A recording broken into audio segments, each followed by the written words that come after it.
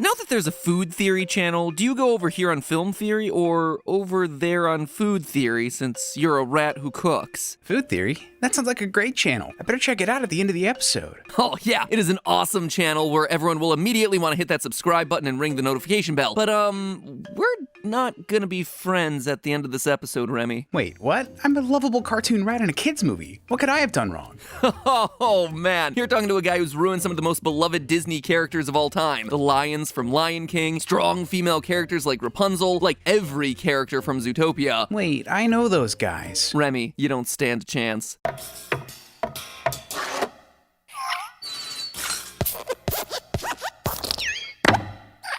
Hello, Internet! Welcome to Film Theory, where today's episode is with apologies to Schaeferless Productions, because, no joke, this is a pickup line. As we were working on this episode, I'm like, oh, no one talks about Ratatouille. All of a sudden, he uploads this hour-long dissertation on why Ratatouille is this, like, masterpiece of filmmaking and how it touches him emotionally. And yeah, today I am here to rip its main character to shreds, so apologies to you. Now, I can already hear you moaning in the comments. You think grumpy old Matpat's here to ruin an animated family film from your childhood as usual. But never fear, Internet, because I'm here to say that Ratatouille is everything a great G-rated movie should be. It's a fantastic story, it has an uplifting message, it has a detestable bad guy, and an admirable protagonist. And in the case of Ratatouille, that protagonist is Chef Skinner. The guy that everyone seems to think is the antagonist is actually the good guy. What? It's a typical game theory or film theory episode? I don't know why everyone thinks Remy, the rat who's obviously a dangerous narcissist, is the good guy, but it's high time that the misconceptions about this rat tale went the way of the rat tale. If it's been a while since you watched Ratatouille, here's a quick refresher. Ratatouille stars Remy, a rat that the internet will literally barbecue me over if I accidentally call him Ratatouille. It's the name of the movie, not the name of the rat. He has a passion for culinary arts, but no reality cooking competition show to prove it on. He leaves the colony to live his dreams in the one place that he's not allowed, a gourmet kitchen. Linguini, a young member of the kitchen staff, lets Remy hide underneath his hat. This allows Remy to pull on strands of Linguini's hair and control the young man's every move. With Remy at the helm, Linguini impresses even Paris's most formidable food critics with his inventive cuisine. Skinner, the highly trained chef at the restaurant, suspects that something is up and does his best to uncover the truth about Linguini's newfound talents in the kitchen. Now, if this sounds like an inspirational story about overcoming obstacles and achieving your destiny, I'm sorry to tell you that you've missed the point entirely. The theoretical truth is that Remy is nobody's master chef. He's actually a bald-faced criminal. And yeah, I know you're not gonna believe me here. Matpat's taking it too far. This theory is gonna be too big of a stretch. I've heard it all. And yet, for all of my admittedly outlandish theories, hello Finding Nemo episode, this one is shockingly down to earth. Just listen, Remy is an actual dictionary definition criminal. He's kind of a narcissist, and he's just overall a jerk of a creature. And if you look at his on-screen behavior, you'll realize that he's not actually the good guy here. I smell a rat in this Disney classic, and it's Remy,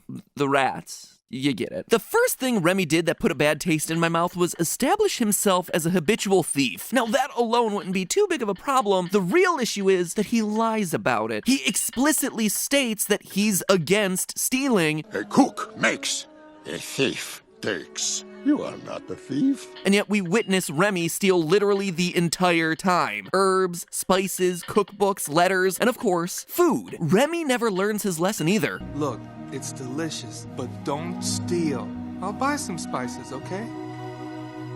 In fact, the longer the film goes on, the more brazen he becomes. First, he only steals food for himself, but eventually he starts letting his rat buddies into the restaurant to steal food after hours. Remy, you are stealing? You told Linguini he could trust you. And he can. But the boy could lose his job. Which means I would too. It's under control, okay? He's not just stealing on small scale, he is stealing in massive quantities. Towards the end of the movie, he lets the entire rat colony have at it. In any realistic context, this is absolutely disgusting. Not to mention that restaurants operate on razor-thin margins for their product. So stealing the food here might literally put them out of business, either for hygiene concerns or, at the very least, for them having to throw away literally tons of food that have been touched on and nibbled on by a parade of rats. But okay, petty thieving. Still not enough to turn you against him? How about a nice healthy serving of fraud? Look at Linguini. Poor Linguine, the garbage boy, the sap that Remy literally controls like a puppet throughout the movie. When the two of them meet, Linguini is destitute. I need this job.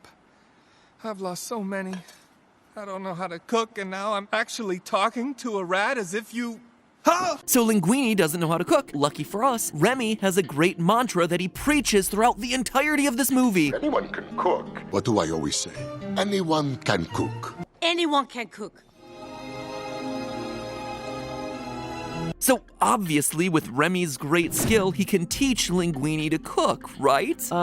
No. He's nobody who takes out the garbage. He doesn't cook. Anyone can cook. Well, yeah, anyone can. That doesn't mean that anyone should. Instead, Remy devises a complex system of hair pulling that allows him to hide underneath Linguini's chef hat and operate Linguini's body as though he were nothing more than a human forklift, and in the process teach Linguini no useful culinary skills whatsoever. And what's it all for? Just so Remy can cook, just for his own benefit. So rather than teaching someone a lifelong skill that could put a roof over their head and make sure that they keep their job without fear of being kicked out of the restaurant because they're keeping an unhygienic rat under their hat the entire time, he just uses the garbage boy to get ahead. Cool. So okay, Remy's selfish. He's a hypocrite. He's a thief. Those are just facts of the movie. They're on screen. They are in the script. We get it. But that doesn't mean that he's the antagonist necessarily, right? Like, after all great heroes have their flaws. I mean, who hasn't forced two unconsenting adults to kiss once or twice? Am I right? No!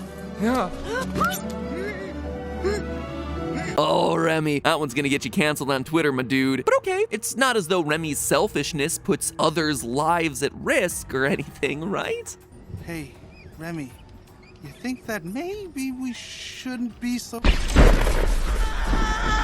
Oh my, he really is just the absolute worst, isn't he? It's almost like I told you that in the thesis of this episode. Sorry to break it to you folks, but Remy just doesn't give one rat dropping if anyone around him lives or dies. His singular purpose is to be a chef, and he is gonna achieve it no matter how many innocent rats or humans are left in his wake. And spoiler alert, both are left dead in his wake. I've already subtly hinted at the fact that he's, a rat, and rats are banned from Parisian kitchens for a very good reason. According to the CDC, rats and mice are known to spread over 35 different diseases to humans worldwide, many of which can be fatal. And Remy knows this. He understands this concept. Remy, without exaggeration, kidnaps anyone who threatens to report the hundreds of sewer rats running around in the kitchen. Oh sure, they clean and sanitize themselves for that final scene after they've already walked across all the floors and surfaces, but what about when all of them raid the refrigerator? I don't see any sanitation happening before or after that scene. What about when they first invade the kitchen? Where are the hairnets, people? And if you don't think human health codes are important, I encourage you to read Upton Sinclair's The Jungle, friends. Spoiler alert, rats play a leading role in that one too. After The Jungle was published in 1906, it helped raise public awareness about the meatpacking industry's unsanitary practices, leading to a massive decrease in typhoid fever, trichinosis, and various other potentially lethal diseases.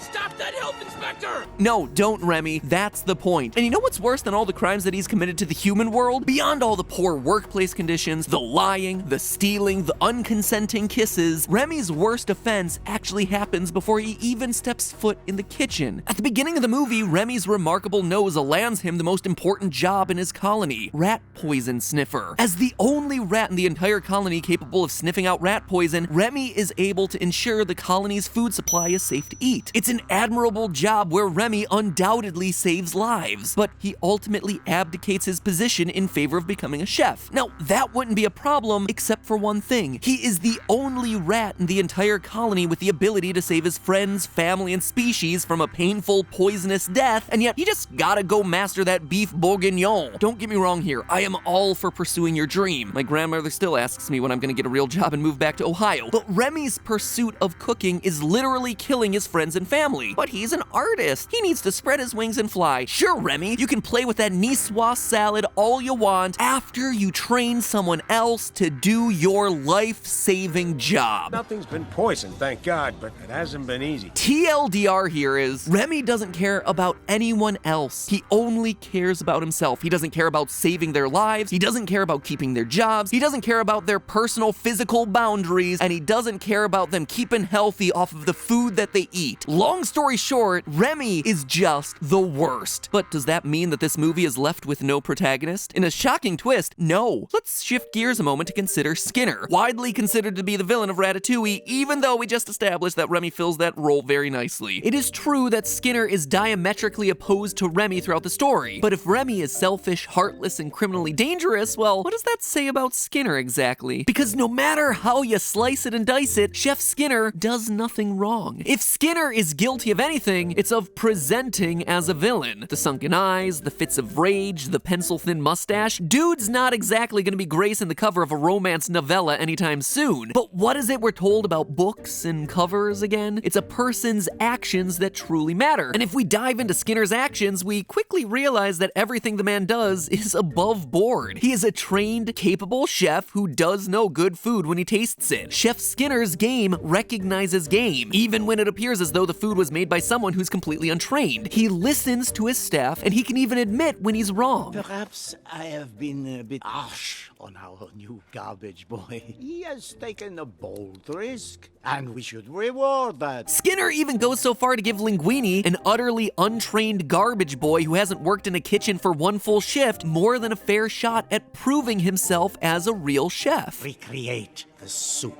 Take as much time as you need. So what then is Skinner's crime? Having a dislikable demeanor? Gee, can't think of any other revered international chef who fits that profile. Have you got enough in there? But that's so good. It's really a waste. Wow. And what's more, Skinner makes good business decisions. Having inherited a restaurant roiling from the death of Gusteau, Skinner shrewdly pivots the brand and diversifies the business into a frozen meal marketplace. And frozen meal business is good. Sure, it's not as classy or artsy as being a chef in a fancy French restaurant, but guess what? By expanding into frozen food, it ensures that good quality products are reaching a wider marketplace who might not be able to afford eating at Gusteau's fancy French revered restaurant. And it sells burritos. Millions and millions of burritos. That's not a bad thing. That's delivering more food to more people and making sure that your business stays profitable moving forward after losing its headline chef. I mean, that is a thankless position, and yet Skinner manages to thread that needle perfectly. Skinner is also a staunch defender of the health code, which, in 2020, we can certainly see saves lives. Remy isn't exactly washing his hands for the CDC recommended 40 seconds out there. Sure, Skinner wants Remy out of the kitchen, not because he seeks to deny Remy his destiny as an artist, but it's for the pragmatic reason that his restaurant would be closed down should the health inspector discover a rat. His staff would be left unemployed. Every person in his restaurant would be at risk of contracting any of the 35 diseases a sewer rat like Remy could carry. Not only is Skinner by the book when it comes to health code violations, he is also 100% right about Remy. Even if Remy's half-hearted hand washing were to somehow rinse all the bacteria from his body, he's still a threat to spread any of dozens of diseases when he's,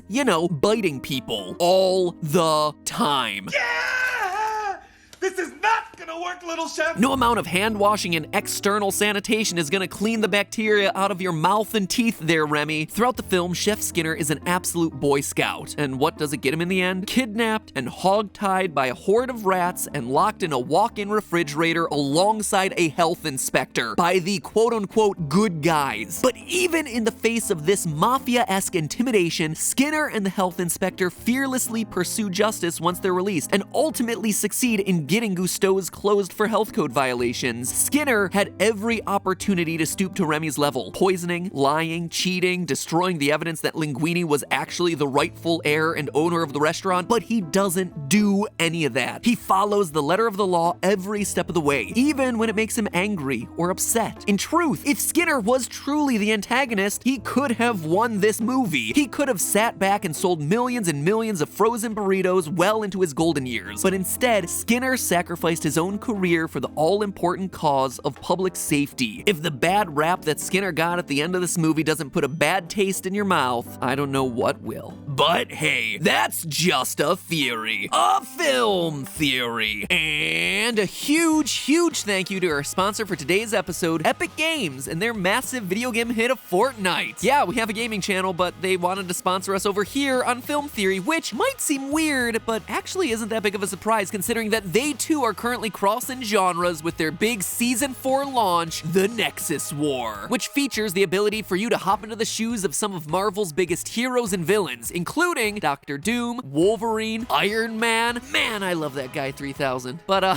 perhaps my favorite appearance of the bunch, Thor, also joining the Fortnite fray, so watch out, Noob Master 69. Thor is indeed coming for ya. He's also coming for Galactus, apparently, who's also arriving on the scene, I suppose as the big bad of the season. I'm not 100% sure, actually. I'm excited to find out. If you haven't checked out Fortnite yet, it is unlike anything else out there, and the constant flow of new content that the Epic Games team is constantly infusing the game with is just really impressive. And this new season comes with some of the coolest additions yet. Not only are you getting a bunch of new characters from the Marvel universe, but also their locations on the map, like the Sentinel Graveyard from X-Men or Doctor Doom's Domain. Plus, the characters aren't just running around with shotties all the time, they're actually arriving with their powers. Groot's Bramble Shield, Silver Surfer's Surfboard, just really cool, really awesome new details. Let me just say it right now, I am not what you would call good at Fortnite, but it's times like this where I'm really happy that I have an account where I can just dip in and play some matches and explore the new characters, the new locations, the new powers, whatever direction their story is headed to. And at the very least, it'll probably get itself its own film theory one day, since it's now the crossroads of video games, Marvel, and Star Wars, meaning that pretty much everything is canon to everything else thanks to Fortnite. The long and short of it all is this: Fortnite is free. It's an enormously robust game that's constantly updating with really cool new stuff, and if you value being pop culture literate in even the slightest way, then you owe it to yourself to play a few matches to just see what the hype is all about. Season 4's Nexus War is a great time to jump in. It's applicable to gamers, it's applicable to film fans, and it's applicable to you since, you watched a video about Ratatouille and lasted till the end, which implies that you're a fan of Disney stuff. And since Marvel is now Disney, you know how it goes. If you haven't downloaded Fortnite already, use my link in the description below and download Fortnite now for free. Keep an eye out there for me on the battlefield. I'll be the Groot standing in the corner pretending to be a tree. Before you go, if you do like theories and food and the big screen, don't forget to check out the next course on the Theorist menu, Food Theory. It launched a few weeks ago and you guys have given us tremendously positive feedback about it. Over 1 million of you subscribed in the first week alone, and the audience for every episode has been only growing since. If you're into the crossover between food and movies, check out our theory on how Kool-Aid Man fits into the Marvel universe and is probably a descendant of X-Men. Yes, really, it's a real thing. If you're more of a small screen fan, we have one of my favorite episodes so far, all about who would win in a cooking showdown between Gordon Ramsay and Bobby Flay. What really blew my mind about this episode was understanding what goes on behind the scenes of cooking competition shows. It is a surprise to say the least. We also have classic food debate episodes like Is a Hot Dog a Sandwich? And how to optimize your fast food order to get the most fries for your dollar. These episodes are just a lot of fun. And unlike ruining your favorite Disney movies, a lot of the stuff you learn on Food Theory can actually help you in real life. So you're still here listening to me talk about it, so click on over, watch a new episode today, hit that subscribe button. Thank you for all of your support over there. It has meant the world to all of us in what's been a miserable year. So all the theories you know and love are still happening over here on Film Theory, but in the meantime, I'll see you right here next week on Film Theory for something a little bit different.